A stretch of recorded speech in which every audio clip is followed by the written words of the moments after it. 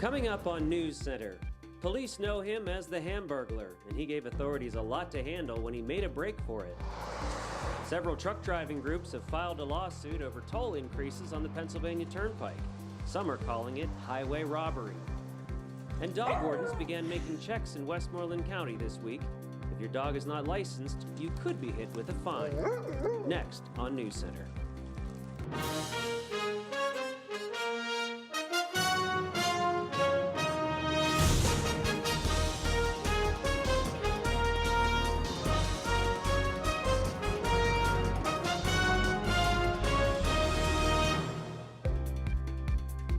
Hello and welcome to this week's edition of CUTV News Center. I'm Danny Beck. And I'm Mari Boyle. A man known as the Hamburglar is facing charges for trying to elude authorities and fleeing into the Yawk River. Sean Prince was arrested nearly a year ago for swiping hams at a store in Youngwood. Connellsville police received calls Saturday from a state constable to serve warrants to Prince after he escaped police custody. Prince ran into the Yawk River with his handcuffs on.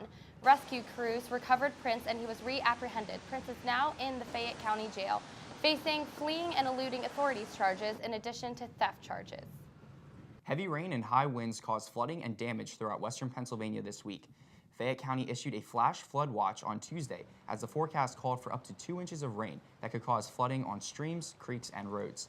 This was the scene at Eberly Park in North Union Township on Tuesday afternoon. Flooding was also reported in the Uniontown area of Fayette County. Schools closed early for the day in neighboring Greene County on Tuesday. Some of the most severe damage was seen in the Eldersville area of Washington County near Burgettstown. The storm flattened a small barn, sending wood and other debris everywhere. If you're an Amazon shopper or purchase items online in Pennsylvania, you may be seeing a new sales tax added to your online orders.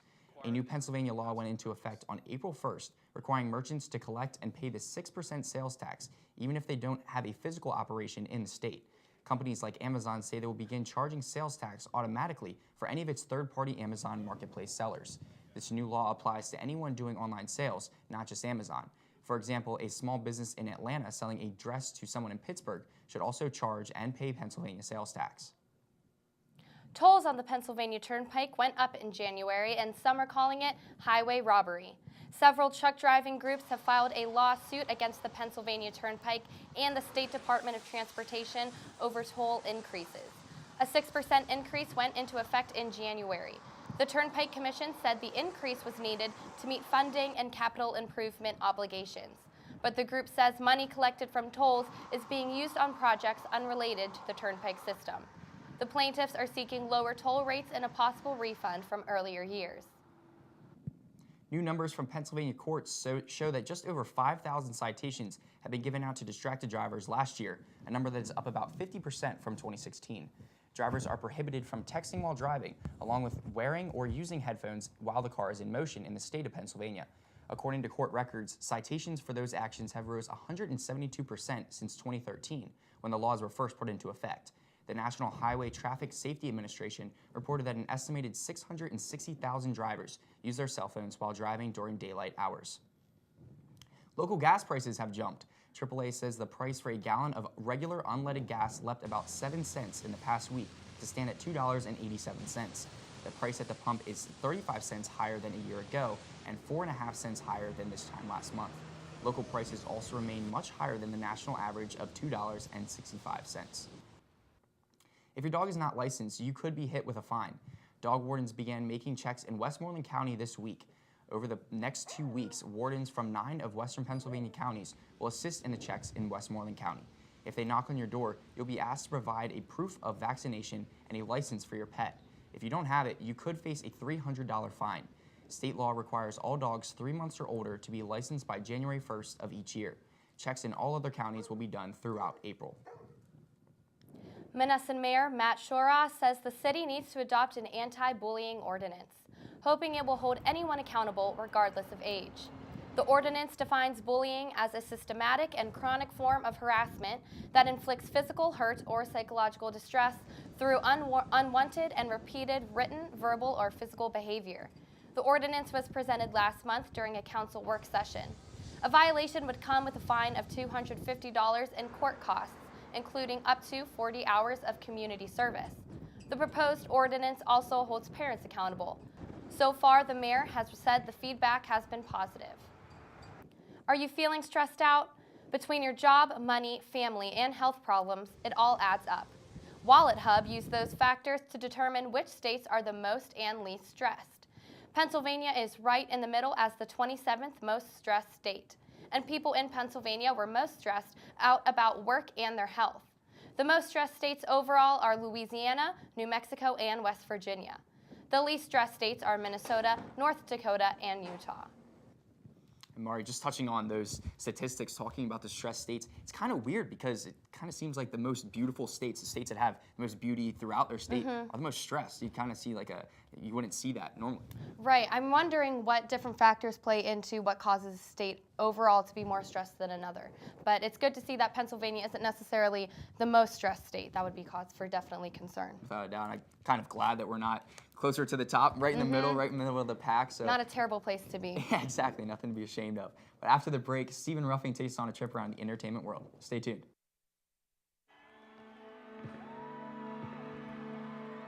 Great moments are born from great opportunity. That's what you have here tonight. That's what you've earned here tonight. This is your time. Now go out there and take it.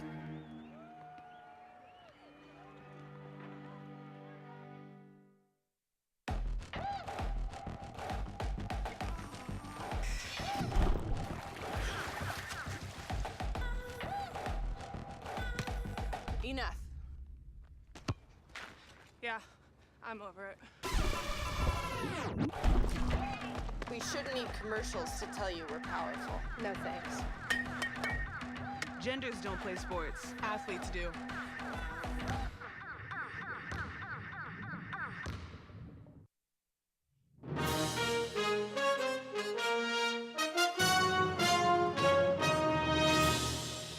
Welcome back to CUTV News Center. I'm Stephen Ruffing with your entertainment report. Our campus radio station, WCAL, has a number of talented DJs, and CUTV reporter Zoe Webster won't stop until we know them all. She shows us who's on the dial for this week. Hello everybody, my name is Zoe Webster, and this week on the dial we will be interviewing Dylan G'day, a DJ at WCAL and an announcer for CUTV.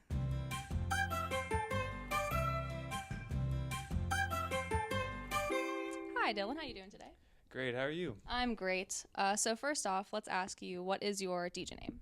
My DJ name is DJ Lugnut, and I've taken a lot of heat for that name, but I'm a NASCAR guy, so I was trying to think of how I can incorporate both NASCAR into a DJ name. And that kind of segues into my next question, which is what is your show that you have, or multiple shows that you have?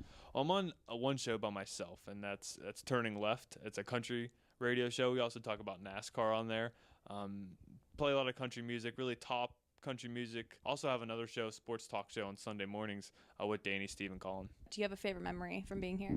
Definitely my favorite memory is probably kind of with CUTV as well, just broadcasting games on the radio. What's your favorite artist, or what's your favorite song?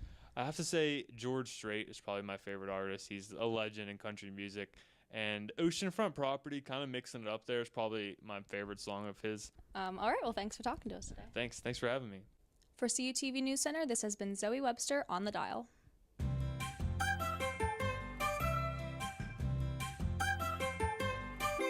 'Tis the season for WrestleMania, and fans all over the world are charged with anticipation for Sunday to get here. To highlight some of this year's matches, here's Brett Dice with a WrestleMania preview. Thanks, guys. Hello, I'm Brett Dice with your WrestleMania 34 preview. It's just about that time of year again. That's right, WrestleMania 34 kicks off this coming Sunday from New Orleans, Louisiana. And this year's spectacle is gearing up to be quite exciting. While it seems weird to be having a WrestleMania without even a mention of The Undertaker, it's looking like this year just might be the case. For the past few weeks, John Cena has been trying to earn his right for a match at this year's grandest stage of them all. When all else failed, he did the unthinkable and challenged the once thought to be retired Undertaker to a match. Although the dead man has yet to answer this challenge, it hasn't stopped fans from trying their hardest to summon him back into the WWE. But as of right now, John Cena's road to WrestleMania will end in a seat with the thousands in attendance at the Mercedes-Benz Superdome. Has the UFC invaded the WWE? Not only has the former UFC heavyweight champion Brock Lesnar returned to the squared circle, the newly added Ronda Rousey is already making her presence known. After putting this WWE COO Triple H through a table and then being slapped by his wife and daughter of the chairman, Stephanie McMahon, Rousey called for her first match to be against them both at WrestleMania in a mixed tag team match. With the aid of General Manager of Raw and Olympic gold medalist Kurt Angle, the Rousey will look to bring home her first win in a WWE ring. Speaking of Brock Lesnar, the WWE Universal Champion will be facing Roman Reigns. Due to Roman's win in the Elimination Chamber, he earned his right to face the champion for the title at WrestleMania.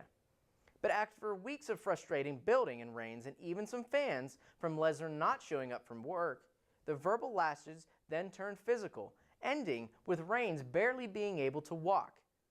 With tension being so high, the question must be asked, will the two men be able to hold their punches until the bell rings this Sunday? That brings me to the WWE Championship match between the title holder AJ Styles and Shinsuke Nakamura. And while the two have faced each other in one of the greatest matches in professional wrestling history, they have not yet seen each other on opposing sides in the WWE. After Nakamura won the Royal Rumble, he was given the choice to face either Brock Lesnar or AJ Styles for their titles. Shinsuke would then choose the rematch of a lifetime. While AJ will look to not come out on the losing end this time and retain his title, Nakamura will be looking to finally make a mark while on the WWE's main roster. We will also see both brands' women's championships match put on the line, with matches between the SmackDown Women's Champion Charlotte Flair facing the undefeated Asuka, and a match between the Raw Women's Champion Alexa Bliss and Nia Jax, as well as a triple threat title match between the Intercontinental Champion The Miz, Seth Rollins, and Finn Balor, and a fatal four-way title match between the United States Champion Randy Orton, Rusev, Bobby Roode, and Jinder Mahal. Both brands' tag team titles will also be up for grabs with a match between the Raw Tag Team Champions The Bar and Braun Strowman with his mystery partner, and a triple threat tag team match between the SmackDown Tag Team Champions The Usos, The New Day, and the Bludgeon Brothers. Cruiserweights will also go head-to-head for the vacant Cruiserweight title between Mustafa Ali and Cedric Alexander, along with two Battle Royal matches.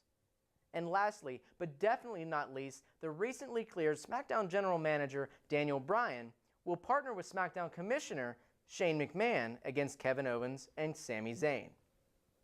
They don't call this the grandest stage of them all for nothing. WrestleMania can be watched live on pay-per-view or by subscription to the WWE Network this Sunday, April the 8th, with the pre-show starting at 5 o'clock Eastern Time and the main card starting at 7 o'clock Eastern Time. Thank you. This has been Brett Dice with your WrestleMania preview, sending it back to you guys at CUTV News Center.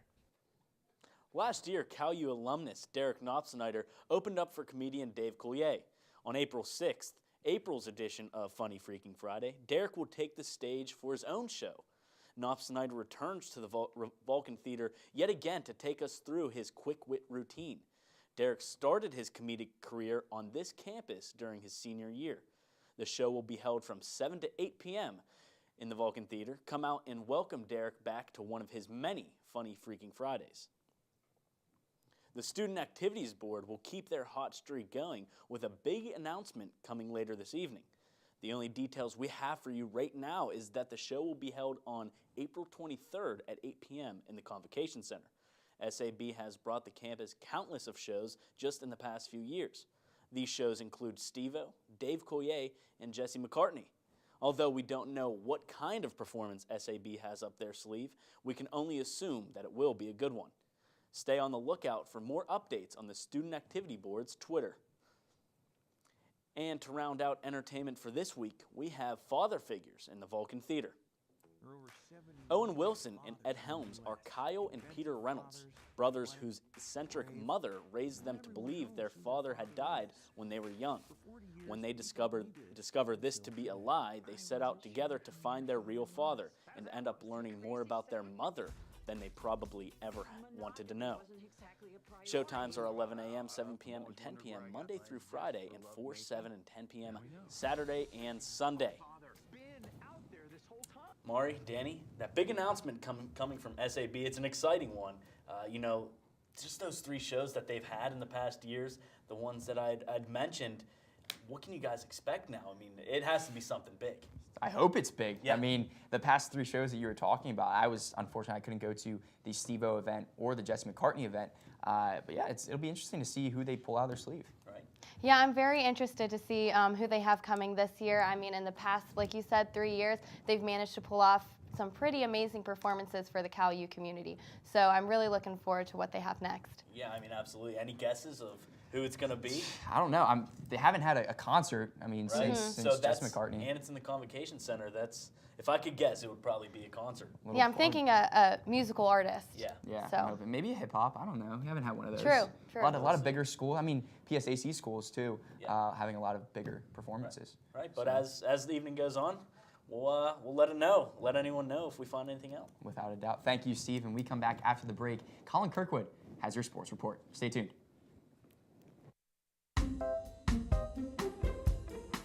Dylan, what's wrong, man?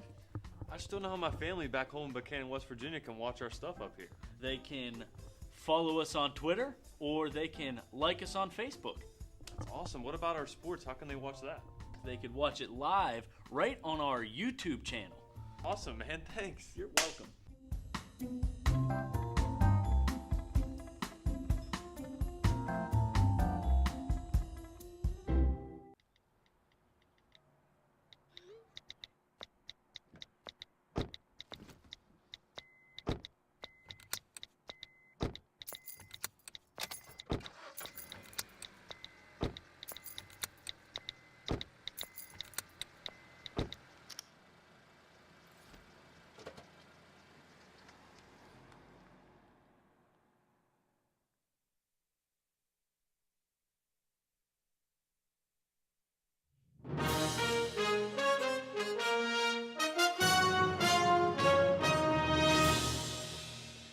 Welcome back to CUTV News Center. I'm Colin Kirkwood with your sports report. From the world of golf comes a brand new championship. Masters chairman Fred Ridley announced yesterday the beginning of a brand new tournament. It will officially be called the Augusta National Women's Amateur Championship and will feature 72 of the best female golfers from around the world who will come to the course in Georgia. This will be taking place the beginning before the Masters and will be officially known as the kickoff for Masters Week. For more information, head over to masters.com. The NBA has decided to follow a new route in terms of entertainment. A gaming league was co-founded by the NBA and Take-Two Interactive Software. This league will feature 102 of the best NBA 2K players from around the world who will play as their created players. They came together this past Wednesday for the inaugural 2K Draft. 17 NBA teams formed their own gaming clubs and will compete against fellow clubs in season games as well as a postseason. The Dallas Mavericks owned the first overall pick in the draft and selected Arturo Boyd, a point guard from the city of Cleveland. The regular season is expected to tip off in May. In the beginning part of the season, the Vulcans women's tennis team is ready for their 4th match of the season when they face the Crimson Hawks of IUP on the road this coming Tuesday. In this year's version of the Coal Bowl on the court, the Vulcans are looking to avenge the 9-0 sweep they suffered last April 11th. The team is led by junior Elizabeth Wohar, who is the only upperclassman on a roster of sophomores and freshmen. Currently sitting at 0-3, beating a rival could be the jumpstart that the Vulcans need to get the season turned around and try to improve or match the win total of 4 from last season. For match results and everything else tennis related, visit calvulcans.com. Now let's take a look at the upcoming games for the Vulcans. The men's and women's track teams will begin their busy weekend with the travel to William & Mary for the Colonial Relays this coming Friday. Following that, they will travel to Slippery Rock on Saturday for the Dave Labor Invitational. The baseball team will have 4 games against the Golden Eagles of Clarion this weekend with weather permitting. The first set will take place at 11 a.m. and 1 p.m. this Friday in Clarion, with the rubber matches coming the next day in Washington, PA, starting at 1 and 3 p.m. The softball team will also play 4 games this weekend.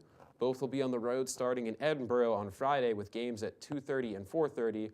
The trip concludes in Greensburg with 2 games against Seton Hill on Saturday at 1 and 3 p.m. And finally, starting on Monday, both golf teams will attend the Westchester Cortrell Invitational. And we've got a pretty special show coming up here, you guys. We've got the NHL preview show coming up next week. I believe it'll be myself, you, Danny, and Anthony DiAgostino will be talking some NHL action, I guess, picking who we think is going to win the playoffs this year. Any predictions from you guys? It's the second time, I believe, no, maybe the third time that we've done the show on CUTV, so always good to bring it back, kind of a little bit of a tradition, but kind of keeping up in hockey this year, I'd like to think a little bit. I don't know, Vegas might be that team to look for this year. I know, you always can say Depends, but you don't really want to be a homer. Always say the Pens. You don't want to be a homer, though, so you have to say a different team. But I'm personally going to go with the Winnipeg Jets this year. I feel like they've got a lot of rookie talent coming in, and it really is meshing together well and making them look like a contender. You might want to see a three-peat. I don't know if you're going to see that in Pittsburgh this year. No, I want to see a three-peat, that's for sure. No, thank you, Colin, and thank you for joining us tonight on CUTV News Center. Be sure to check out our YouTube channel at CUTV News Center and our Twitter page at CUTV_PA. Don't forget that the Cal Times will be publishing a new edition of the newspaper in 1 week across campus. Also be sure to tune into 91.9 FM WCAL in your car or online by visiting sai.calu.edu/WCAL. Thank you for watching and have a great rest of your evening.